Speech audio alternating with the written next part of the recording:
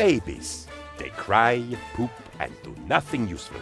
But we love them so much, especially when they are asleep or in somebody else's house. Why don't we plan for more bundles of joy in the future by encouraging the citizens to do what they already want to do and take down the barriers between them? What a hassle it is enforcing the ban on certain substances that all the citizens seem to enjoy, just because they happen to be called illegal drugs.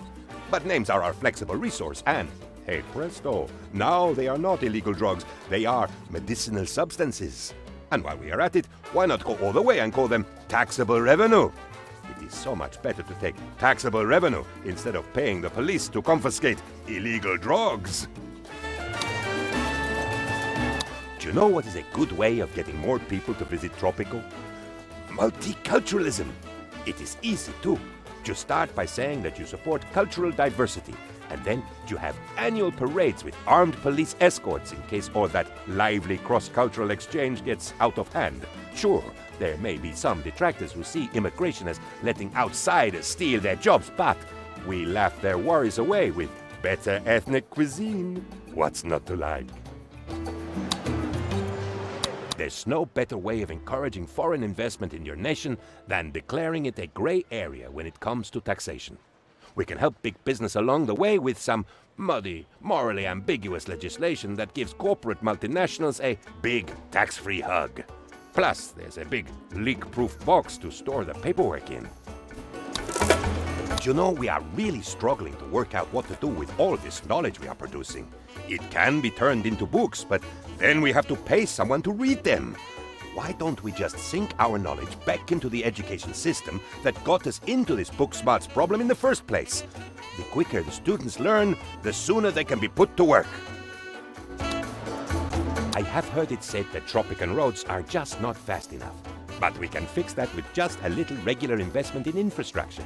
Don't be fooled by pipe dreams about public transportation or bicycles or, perish the thought, universal pedestrian access. No, the automobile is the way to go because faster is always better. And if we wear out the surfaces faster, well, you can kiss my freshly laid tarmac. It is so unfortunate that the internet has made it so fashionable to avoid vaccinations. It is understandable. Nobody likes to get sick, and vaccinations always make you slightly ill. Yes, they also eradicate fatal diseases, which is a plus, but the internet was never particularly strong on logical thinking. We might have to use a certain draconian persuasiveness to force everyone to have their shots. I have an idea. Bing! It was a visual gag involving holding a light bulb above my head, but I suppose that doesn't work in text. But these kind of incandescent bulbs are not very energy efficient, and the filament always breaks at the most inconvenient moments. The new fluorescents are so much better, if we ignore the mercury poisoning and so forth. Pollution is such a problem these days. We just can't store all of the toxic waste, and it's expensive to pay other countries to take it. But there is a convenient, cost-effective solution that is only technically illegal under international statutes: burial at sea. As long as these cut-price containers are strong enough and investigative journalists never find out, nothing can possibly go wrong. The rebels are starting to get bored of sleeping in the hills and eating stone soup. I hear the Wi-Fi out there is terrible. If we made it our official policy to forgive and forget, many would hang up their guns and come back to their jobs and the comforts of modern life.